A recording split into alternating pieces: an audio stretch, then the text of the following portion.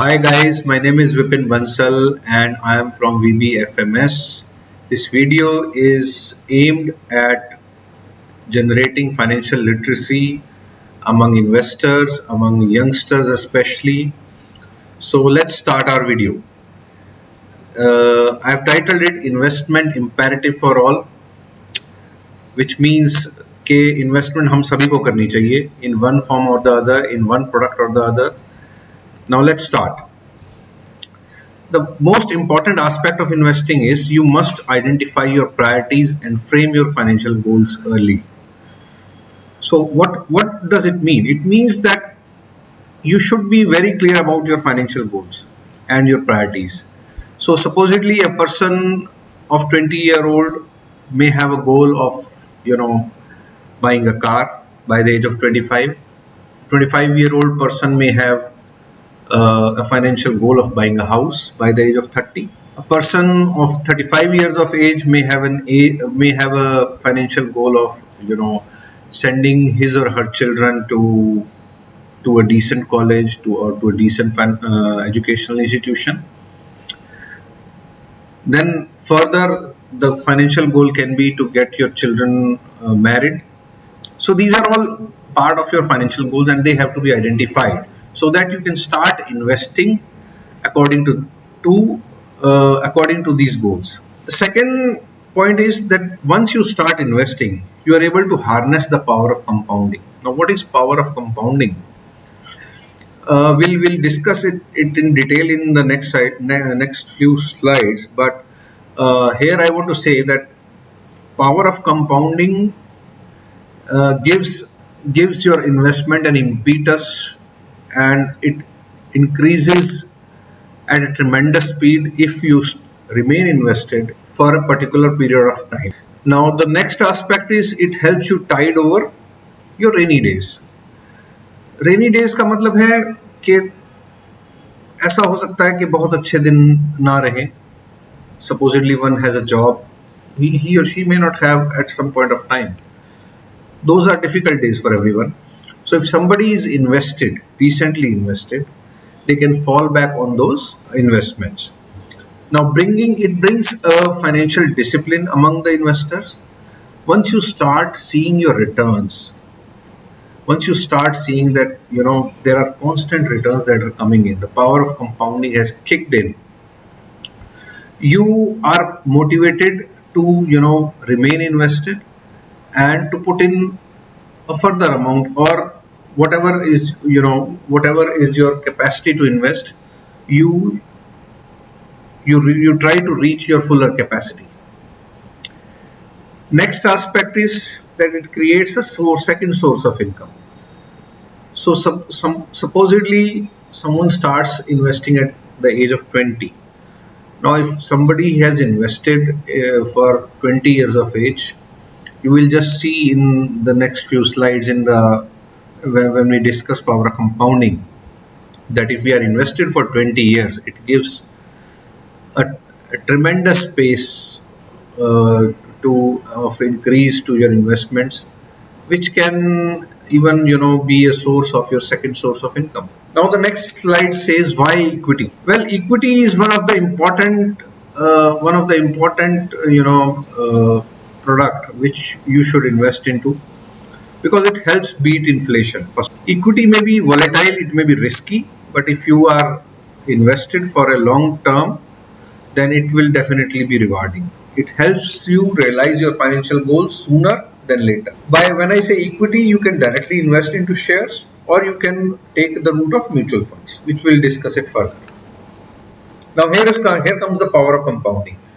Power of compounding says if you start a SIP I'll discuss later what SIP is. SIP, as of now, you can say it's kind of a monthly installment or a fixed amount that you have agreed to invest in a particular fund or in a particular product. So you are investing 10,000 rupees a month each year, and I have taken three parameters. Returns are 10%, which is a very, very conservative estimate, 20%, which is a very, very optimistic estimate, and returns are 15%, which is a more realistic estimate. So one can, on a horizon of 20 years, one can assume a return of 15% easily. Not easily, though there it's not confirmed, but yeah, as of now, the circumstances say the returns can be 50% if you are invested in equity or in mutual fund. Now let's see what is the impact if you remain invested for 20 years. So this slide says if you remain invested for 20 years, say 19 years, your 10,000 rupees amount becomes the total invested amount will be 61 lakhs, and this amount, if it gives a return at the rate of 15%, this will turn out to be 7 crores 19 lakhs and 89,000, which is a very decent amount. This is the power of compounding what I was trying to explain in the previous slide. Yeah, so let's move on to the next slide. It says important points regarding investments. So one must, so there are a lot of speculations going on. People speculate a lot. I must put it this way. Instead of investing, they rely more of on hearsay instead of having their own analysis, or instead of consulting their financial consultant. So you must invest only upon thorough analysis, because it is important that your principal is safe. Whatever you are investing, it's a hard earned money after all, and it must give you adequate returns. You must not follow the crowd. You will hear a lot that आप यहाँ invest कर दीजिए आपको ये return मिल जाएगा. No, take the input, make your own analysis, do the financial analysis, technical analysis, business analysis, then only make an investment. Or if you are investing in mutual fund, then there are various parameters which you must look into. Those parameters, only after that, after a proper analysis, you must invest. And if you are not doing in the investment through after thorough analysis, it becomes a speculation. I must say this. And don't try to time the market. A lot of people say let the market come down, then only will you invest. No, that's not the ideal way. You must start investing in a disciplined manner, because market goes through troughs and peaks. It is very cyclic, and it is very difficult to predict that which level is a trough and which level is a peak. So if you say what is the best time to invest, this is the best time to invest. Every time is the best time to invest. That is what I'm trying. Now let's discuss mutual funds. What are mutual funds? Mutual funds are a combination of potential stocks managed by fund managers. So the concept of mutual fund was introduced way back in 1964 by UTI, which was the first AMC that started off. It wasn't called an AMC though at that point of time, but yeah, it's a AMC now.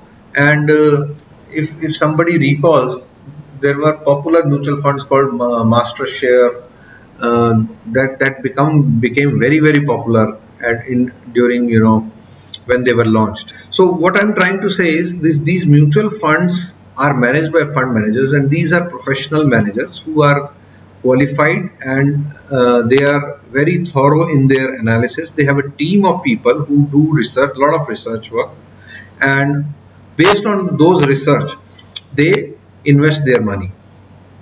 Now, what mutual fund do is they it's kind of a pooling of resources. So if somebody is subscribing to mutual funds, those that pooled money is invested by the mutual fund managers. So now let's see what mutual funds can be. What are the different types of mutual funds? It can be pure equity, it can be pure debt, it can be liquid fund, or a combination of two or more. Now, what is an NFO? NFO is new fund offer, which means that any mutual fund that brings a new scheme, this is called an NFO, and it can be defined. It is normally categorized by the mutual fund, which into various categories. Few of the categories are large cap, mid cap, small cap, multi cap, fund of fund, etc. Also, a risk profiling is also assigned by these funds, which is usually mentioned in their prospectus. Now, why mutual funds? Because it's a very, very convenient way of investing for a retail investor. Normally, retail investors do not have expertise in handling equity, so they can easily rely on the expertise of a fund manager and just wait for the their investment to materialize up to a particular level and bear the fruits and meet their financial goals. Based on the risk appetite and the financial goal, an investor can invest in various mutual funds that are available in the market. The other aspect of mutual fund is that you need not monitor mutual funds on a day-to-day basis, as in case of shares, because if you are investing directly in shares, you have to monitor a lot. You have to take care of various reasons, and you have to take care of various aspects of market, various information that are available, and process it, and then you have to take a decision. But though that decision making you have outsourced to a fund manager. Then brokerages and a professional handling cost is charged to the pool of money collected. So as in case of shares, one has to bear the brokerage, one has to bear the analysis cost if somebody is hiring a analyst or a researcher. All those costs are taken care of by the mutual funds, and after charging those costs, a NAV is worked out on a daily basis for every mutual fund scheme. Now, if we see the track record of mutual funds, the minimum return that a mutual fund has given is 10%. I'm talking about a horizon of last 20 years. And the average return have been 15% and the maximum return have been 20%. Now I want to discuss few of the terms that are used in mutual funds which you may not be aware of. Systematic investment plan, SIP. It's a monthly amount that systematic investment plan is a monthly amount. It can be a monthly amount, it can be quarterly amount, it can be weekly amount, it can be half yearly amount that you have agreed to invest into a particular mutual fund, whether it is debt, whether is it equity.